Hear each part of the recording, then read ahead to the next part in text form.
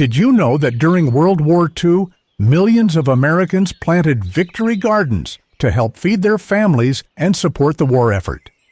They grew everything from squash to beans to leafy greens. But here's the surprising part. Many of those crops have completely vanished from gardens today. So what happened to these hardy homegrown staples that once helped a nation survive? And why should we care about bringing them back? Stick around, because today we're uncovering 20 forgotten garden crops that fed America during World War II.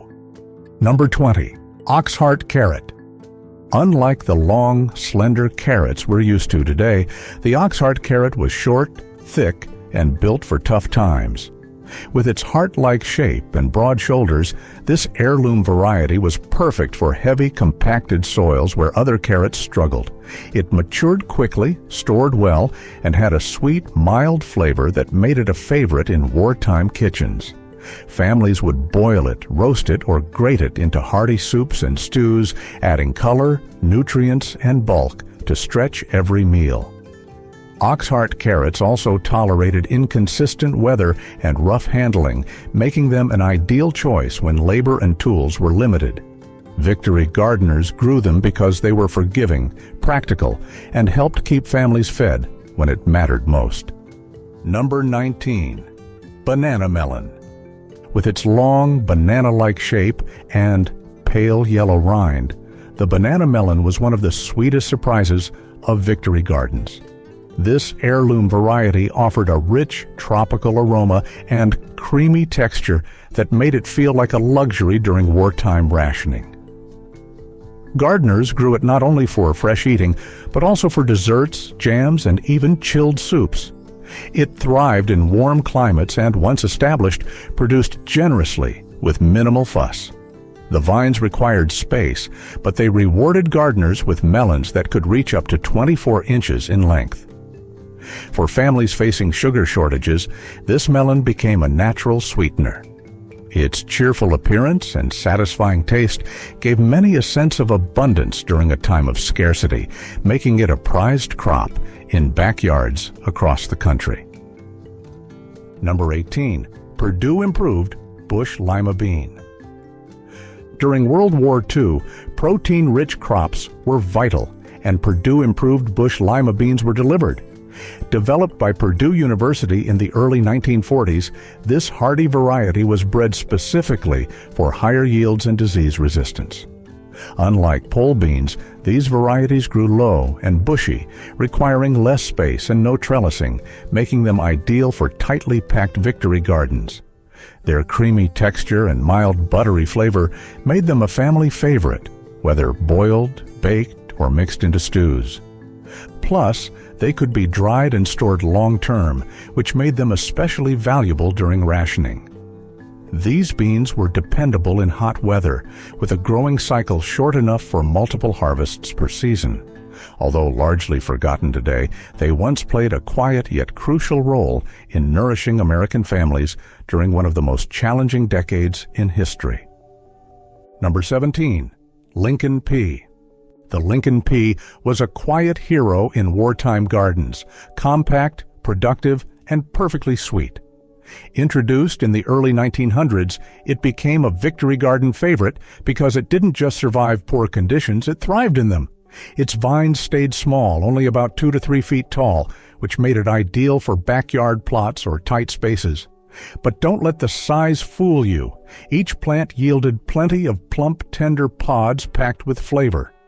These peas were excellent for fresh eating, canning, or freezing, and unlike many others, they held their sweetness even in warmer temperatures. Their disease resistance made them reliable in unpredictable seasons. During a time when every square foot of soil mattered, the Lincoln pea earned its place by feeding families and boosting morale, one tender pod at a time. Number 16. Detroit Dark Red Beet. This deep crimson root crop was a staple in World War II victory gardens, not just for its vibrant color, but for its dependability. Detroit dark red beets grew fast, stored well, and packed a nutritious punch. Gardeners loved that you could eat both the roots and the greens, making it a double-duty crop in a time when nothing could go to waste. The beets added a rich earthiness to soups and stews, while the leaves were sautéed or added to salads. Even better, this variety was cold hardy and could be planted early in spring or late in the fall for staggered harvests. In a war-torn world where food security was uncertain, Detroit dark red beets offered reliability, nutrition, and just a little bit of color on the plate when it was needed most. Number 15. Charleston Gray Watermelon. During wartime summers, few things lifted spirits like a cold slice of Charleston Gray. This oblong, pale green melon wasn't just sweet, it was tough. Bred for disease resistance and long shelf life, it thrived in victory gardens across the South and beyond. Its deep red flesh delivered reliable flavor and hydration, two things families craved during lean times. With vines stretching up to 10 feet, gardeners gave it plenty of room, knowing the payoff was worth it. Charleston Gray was also ideal for preserving. Many households canned or pickled its rind to reduce waste. Whether eaten fresh or saved for later, this melon gave people a moment of joy in a time of sacrifice. Its dependability, flavor, and morale-boosting sweetness made it a cherished favorite. Number 14. Pennsylvania Dutch Crookneck Squash. This squash stood out in victory gardens with its curved neck and pale yellow, slightly textured skin. But its charm wasn't just looks. Pennsylvania Dutch Crookneck was a reliable producer of sweet, nutty flesh that held up beautifully in roasting, soups, and pies. Gardeners loved how fast it matured, often ready to pick in under 2 months, which meant quicker meals during times of rationing. The vines grew vigorously, yet compact enough to fit into tight backyard plots. It stored well, too, offering families hearty food well beyond harvest season. Its dependable yields, versatility, and rich flavor made it a staple in wartime kitchens. In communities stretched thin, this squash offered comfort and nourishment, earning its place as one of the most beloved crops of the era. Number 13. Calico Corn. Calico corn, also known as flint corn, wasn't just ornamental. During World War II, it helped feed a nation. Its hard, colorful kernels held up well in storage and were ground into cornmeal for bread, grits, and pancakes. It was drought-tolerant, hardy, and less susceptible to pests than sweet corn varieties. Many rural families grew calico corn because it thrived in poor soils and could be planted alongside beans and squash in the traditional Three Sisters method. While it wasn't sweet like table corn, its dense nutrition and versatility made it a key staple in victory gardens. Cobs were often hung to dry in pantries or on porches, then ground as needed. Though often overlooked today in favor of sweeter hybrids, calico corn quietly helped keep the home front fed and strong. Number 12. Henderson Bush Lima Bean. A true workhorse of the wartime garden, the Henderson Bush Lima bean was compact, dependable, and incredibly productive. Unlike pole varieties, it didn't need trellises or support, which made it ideal for smaller backyards and tight garden rows. Its buttery, protein-rich beans were a staple in soups, casseroles, and vegetable medleys, offering both comfort and nutrition in a time when meat was rationed. Victory gardeners appreciated how it matured early and continued to produce steadily, even during periods of heat and drought.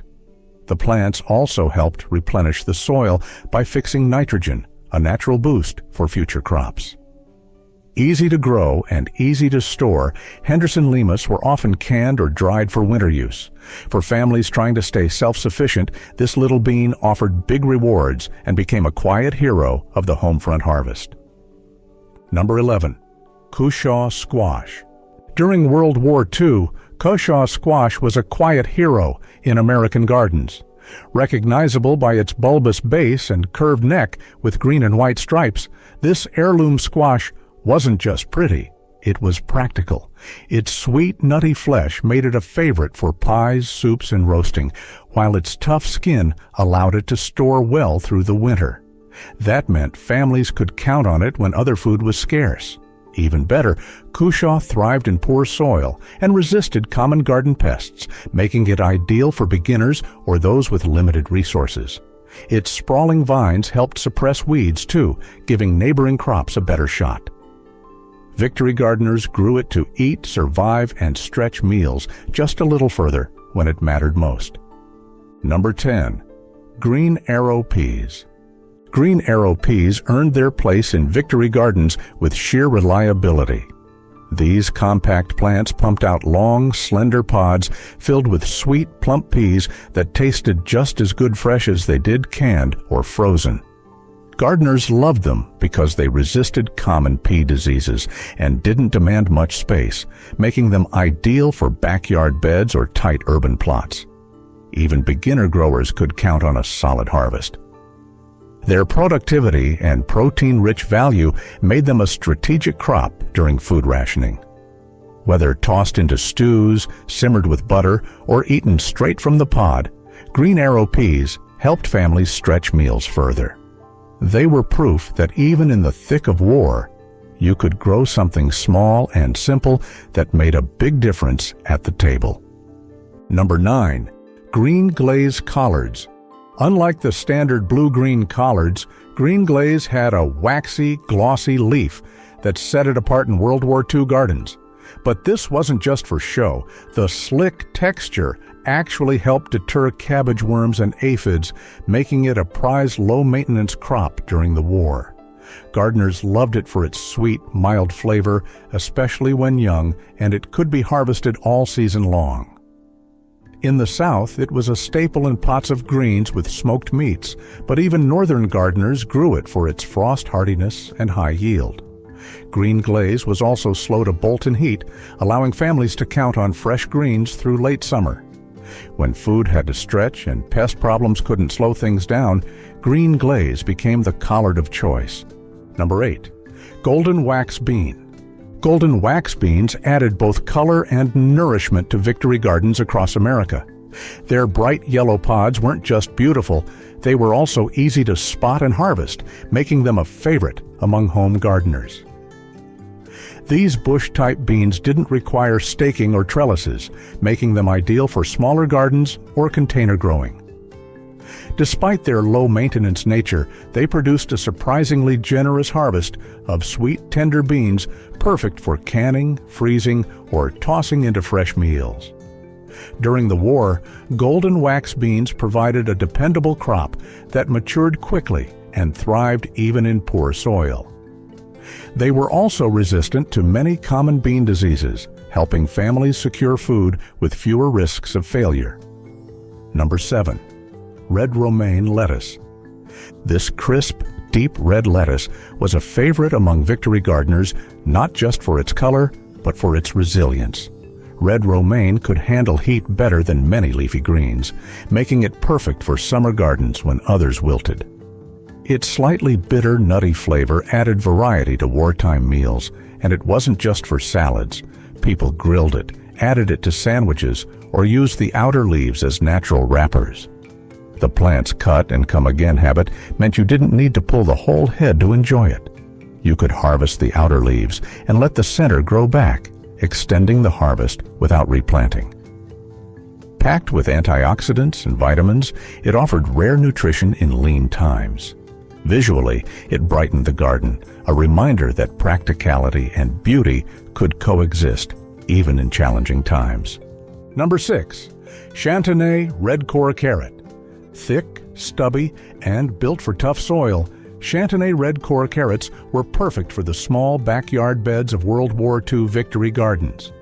Their short, tapered roots didn't need deep tilling, making them ideal for amateur gardeners working with poor or shallow soils. But flavor wasn't sacrificed. These carrots had a rich, sweet core that stood up well to cooking, canning, or eating raw. Because of their shape, they stored longer without going soft, which was essential when refrigeration wasn't always available. Families would pull them fresh through the summer and tuck them away for hearty stews come winter. Chantenay was more forgiving than slender varieties, which made it one of the most dependable crops in uncertain times. Its bright orange flesh fed more than bellies, it boosted morale. Number 5. White Creole onion. Grown throughout the southern United States, the white Creole onion earned its place in wartime gardens for one simple reason: it lasted. These medium-sized, globe-shaped bulbs developed tight, papery skins that stored exceptionally well, keeping pantries stocked long after harvest. They weren't just shelf-stable, they were packed with punch. Their bold, pungent flavor held up to grilling, roasting, and long stews. Gardeners appreciated their heat tolerance and resistance to disease, making them a reliable choice even in difficult growing conditions. They didn't demand much space either, and their yield was generous for the effort. In a time when every square foot of garden mattered, the white Creole delivered both strength and substance, one hardy bulb at a time. Number 4. Snow's Fancy Pickling Cucumber. During World War II, home canning wasn't just encouraged, it was a patriotic duty, and Snow's Fancy Pickling Cucumber answered the call. This heirloom variety produced small, straight cucumbers with thin skins and a crisp bite that was perfect for turning into crunchy pickles that could last through the winter. The vines were vigorous but manageable, making them well suited for trellises in tight backyard plots. What made Snow's Fancy popular was its consistency. Nearly every fruit was uniform in size and matured quickly, so gardeners could harvest in batches and preserve efficiently. Whether packed into crocks or vinegar jars, these cucumbers were a household favorite in a time when store shelves were bare and every preserved jar counted. Snow's Fancy helped keep pantry shelves lined and families fed. Number 3. Scarlet Ohno Turnip. In the thick of the war years, the Scarlet Ohno turnip stood out in every sense. Its bold red skin and crisp white interior made it a colorful staple in victory gardens. This variety matured quickly, often ready for harvest in just 40 to 50 days, making it perfect for families who needed food fast. Its sweet, mild flavor made it versatile, roasted, boiled, or eaten raw in salads. It was also a dual-purpose crop with tender greens that cooked down into nourishing side dishes. Gardeners favored it for cold weather planting, as it could be sown in the fall for late-season harvests. The Scarlet Ohno was a fast-growing source of nutrition when every meal mattered. Number 2. Early Jersey Wakefield Cabbage. Early Jersey Wakefield matured faster than most varieties, making it perfect for short growing seasons and quick turnarounds during wartime. Its signature pointed head and tender, sweet leaves made it a go-to for slaws, soups, and homemade sauerkraut. Gardeners could count on it to germinate well in cooler weather, and its compact size made it ideal for smaller garden spaces. Unlike bulkier cabbage types, Wakefield resisted splitting and handled tight quarters gracefully. During the war, its fast growth and high yields meant more food, faster, and that mattered. It was one of those crops that quietly fed thousands of families without fanfare. Quick to grow, easy to store, and always in demand, this cabbage pulled more than its weight. Number 1. Strawberry Blite.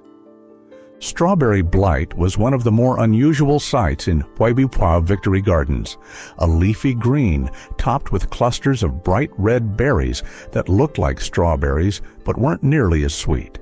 Still, this plant earned its keep. The mildly flavored leaves were cooked like spinach, while the vibrant berries were often added to jams, syrups, or even dried for snacks. Strawberry Blite was also ornamental, lifting spirits with its cheerful color in otherwise practical wartime plots. It thrived in poor soils, tolerated heat and drought, and produced quickly, making it perfect for families who needed fast, reliable harvests.